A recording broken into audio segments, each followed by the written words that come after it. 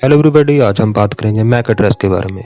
Mac address का इतना ज़्यादा इम्पोर्टेंट रोल हमारे नेटवर्क को यूज़ करने के लिए कैसे किया जाता है, कैसे हम अपने लैपटॉप से, डेस्कटॉप से थ्रू मैक एड्रेस कम्युनिकेशन कर पाते हैं। साथ ही हम ये भी डिस्कस करेंगे कि आरप रिक्वेस्ट क्या है, कैसे आरप रिक्वेस्ट के थ्रू एक सिस्टम दूसरे सिस्टम का मैक एड्रेस फाइंड आउट कर पाता है।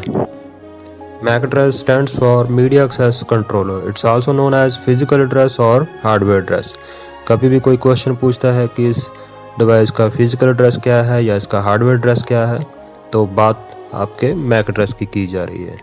तो मैक एड्रेस एक सिस्टम की यूनिक और परमानेंट एंट्री है जिसके थ्रू वो नेटवर्क के साथ कम्युनिकेशन कर सकता है। मैक एड्रेस 48 बिट की हेक्साडेसिमल वैल्यू है जो किसी फॉर्मेट में as per the network device आप यहाँ पे देख सकते हो। ये मोबाइल और वाईफाई के केस में ये कॉलन के साथ सेपरेट है, कंप्यूटर के केस में ये आपका हाइफन के साथ और यहाँ पे ये डॉट के साथ सेपरेट है। ये टोटल आपके 48 बिट्स की हेक्साडेसिमल वैल्यू है। मैक एड्रेस जो 48 बिट की एड्रेस वैल्यू है उसमें से जो फर्स्ट 24 बिट्स हैं उसको OGI वैल्यू बोला जाता है, जो ऑर्गेनाइजेशनली यूनिक आइडेंटिफायर। कंपनी की जो रिजर्व सीरीज है कंपनी उसमें से यहाँ पे जो 24 बिट्स हैं ये असाइन करेगी। उसके बाद जो लास्ट वाले 24 बिट्स हैं उसमें कंपनी मैक एड्रेस को डिफरेंट करने के लिए कोई भी नंबर यहाँ पे सीरीज में से यूज़ कर सकती है। तो कैसे आप अपने सिस्टम का मैक एड्रेस चेक कर सकते हो, उसके लिए आप विंडो वाले सिस्टम पे ipconfig/all कमांड यूज़ करके जो आपका लैन कार्ड है उसका फिजिकल एड्रेस जो मैक एड्रेस है उसको चेक कर सकते हैं। जो आपके फर्स्ट 24 बिट्स हैं उसके थ्रू आप कैसे एनालाइज कर सकते हो, फाइंड आउट कर सकते हो कि ये कौन सी कंपनी का डिवाइस है। जैसे मैंने ये wireshark.org साइट ओपन किया, उसके बाद हमने टूल्स में जाना है, उसके बाद OGI लुकअप, यहाँ पे हम डालेंगे ये डेल वाला मैक एड्रेस और इसके थ्रू हम फाइंड आउट कर सकते हैं। जैसे ये देखिए रिजल्ट के अंदर ये सिस्टम आपके डेल कंपनी का है, तो इसी तरह से मैं यहाँ पे ये मैक डालता हूँ तो ये फाइंड आउट कर सकते हैं हम कि ये कंपनी HP कंपनी का डिवाइस है।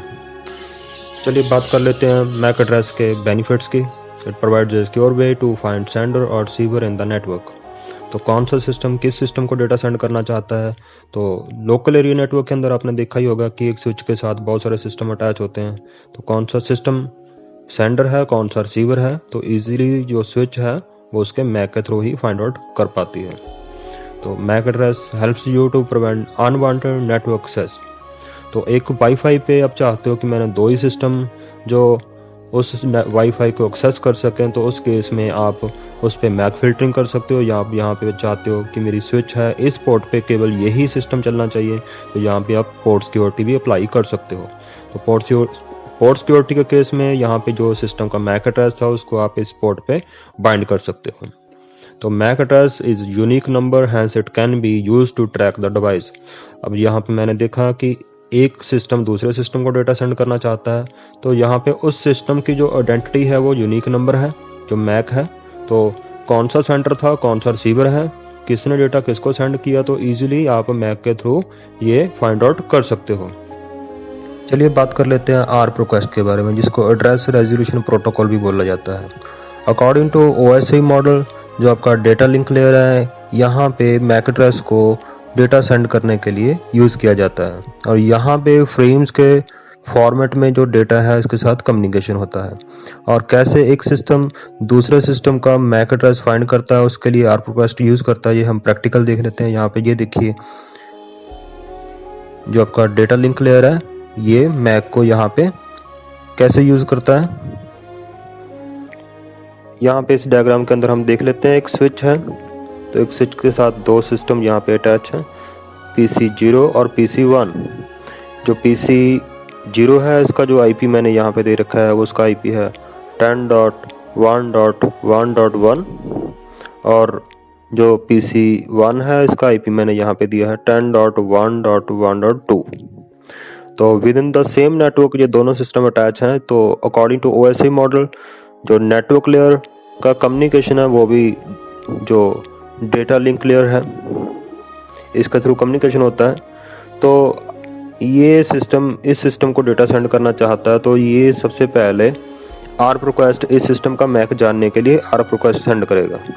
तो ARP रिक्वेस्ट स्विच के पास जाएगी, ये ब्रॉडकास्ट करेगी। तो ब्रॉडकास्ट करने के बाद ये सिस्टम जिसका IP मैच होता है वो अपना मैक एड्रेस इस सिस्टम को देगा, PC0 को। तो नेक्स्ट टाइम जब इसके पास इसका मैक है तो वो, जैसे हमने यहाँ पे ICMP पैकेट को सेंड किया, तो एग्जैक्ट जो डेटा इसको सेंड करना चाहता है उसके बाद ही ये एग्जैक्ट डेटा यहाँ से मूव होगा।